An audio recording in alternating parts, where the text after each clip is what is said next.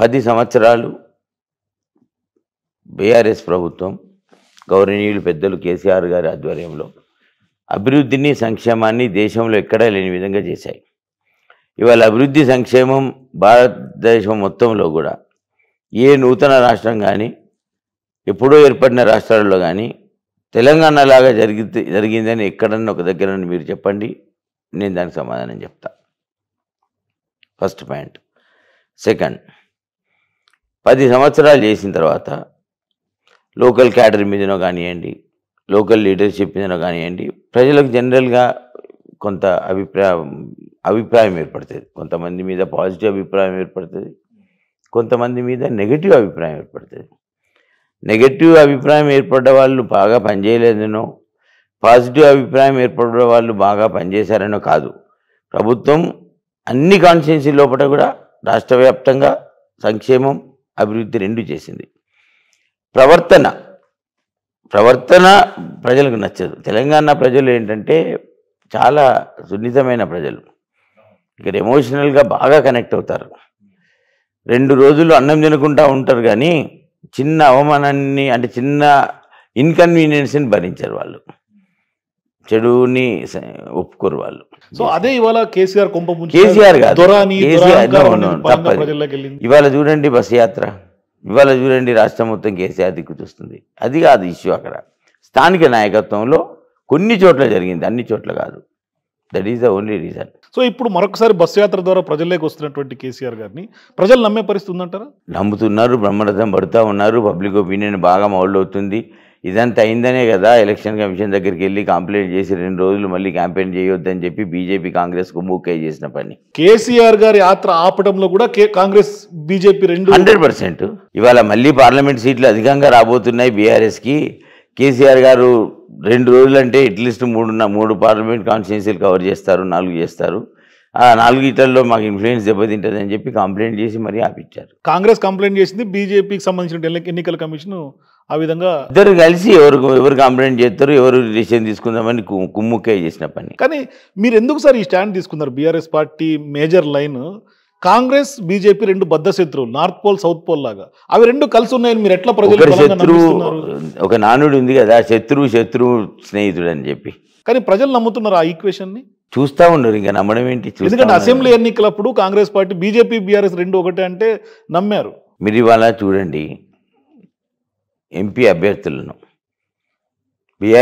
Congress party BJP party అభ్యర్థులు ఎవరండి? ఎక్కడి నుంచి తీసుకున్నారు? మరి బీఆర్ఎస్ పార్టీ మంచిగా పనిచేయలేదు, బీఆర్ఎస్ పార్టీ ఖరాబ్ చేసిందని క్రిటిసైజ్ చేస్తూ ఉన్నారు. మరి అభ్యర్థులను తీసుకున్నారు? పార్లమెంట్లో అభ్యర్థులు దొరకలేదు వాళ్ళకు. అదే సమాధానం వాళ్ళకు.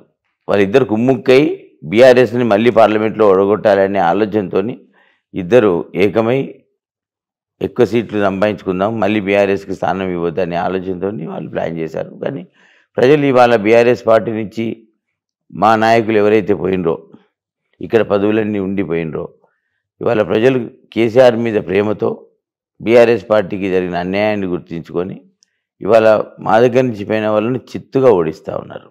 రేవంత్ రెడ్డి గారు ఏదైతే ముఖ్యమంత్రి గారు ఏదైతే మాట్లాడుతూ ఉన్నారో అది ఆ పర్టికులర్ కాన్స్టిట్యున్సీలో ఏది లాభం ఉంటే అది మాట్లాడతారు. ఇప్పుడు గ్యారంటీలు ఇచ్చారు, అమలు కానీ గ్యారంటీలు ఇచ్చారు. వారికి కావాల్సింది ప్రభుత్వము పవర్లోకి రావడం. కేసీఆర్ గారు అట్లా కాదు కదా. కేసీఆర్ గారు నిబద్ధత గల మనిషి, ఏదైతే చెప్తామో అదే ఇవ్వాలనే ఆలోచన ఉండే వ్యక్తి, ప్రజలను తప్పు పెట్టద్దు, మాట ఇస్తే తప్పొద్దు అనే వ్యక్తి. కాబట్టి కేసీఆర్ గారు కూడా అమలు కానీ హామీలు ఏమి ఇవ్వలే కదా. ఏవైతే చేస్తాడో అవే చెప్పాడో అవి చేశాడు కూడా. 6 గ్యారంటీలు కాంగ్రెస్ పార్టీ చెప్పింది, అందులో ఆల్రెడీ ఇంప్లిమెంట్ అయినాయి కదా 5 అనేది కాంగ్రెస్ పార్టీ యొక్క ఆరోపణ. ఏది ఇంప్లిమెంట్ అని చెప్పండి మీరు? ఉచిత బస్సు అయినా, 500 రూపాయల సిలిండర్ అయినా, ఎంతమందికి పవర్ అయినా, ఎంతమందికి అయింది? ఉచిత బస్సు ఏమైంది? ఎన్ని బస్సులు పెంచారు? ఉచిత బస్సు సౌకర్యం అనేది నార్మల్గా మీరేం చేస్తారు? మీ కుటుంబంలో మీ కారు ఉంటుంది, మీ ఫ్యామిలీ కారు ఉంటుంది.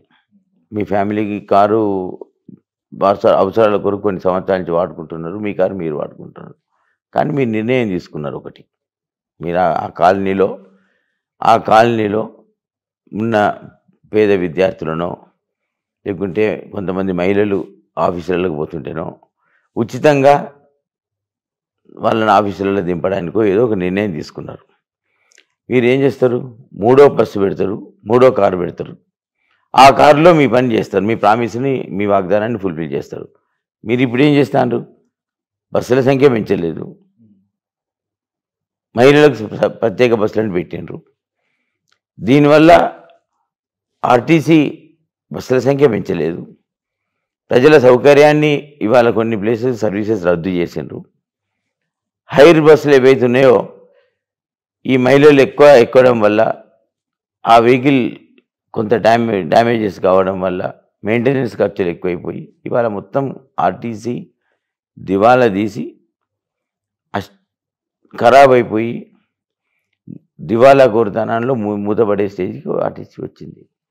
సో అది ఆర్టీసీ లాస్లో నడుపుకుంటూ ఇవాళ చేసింది. మహిళలకు ఉచిత బస్సు మంచిదే, బట్ ఎంతమందికి అన్యాయం జరుగుతూ ఉంది? స్కూల్ విద్యార్థులకు బస్సులు దొరకట్లేదు, పురుషులకు కావాలంటే దొరకట్లేదు. ఇవాళ బస్సులో 50 మంది పోయే బదులు 100 మంది పోతూ ఉన్నారు. మహిళలు కొట్టుకుంటున్నారు. ఏంటి దుస్థితి?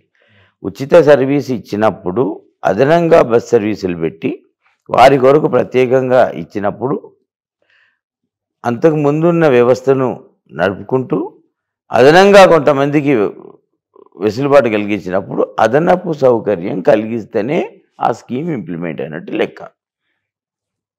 ఇందాక మీకు చెప్పినట్టుగా మీరు ఇంకొక మీ విద్యార్థులకు కానివ్వండి, మీ వీధి మహిళలకు కానివ్వండి, మీరు ఒక ట్రాన్స్పోర్ట్ ఇస్తా అంటే మీరు ఏం చేస్తారు?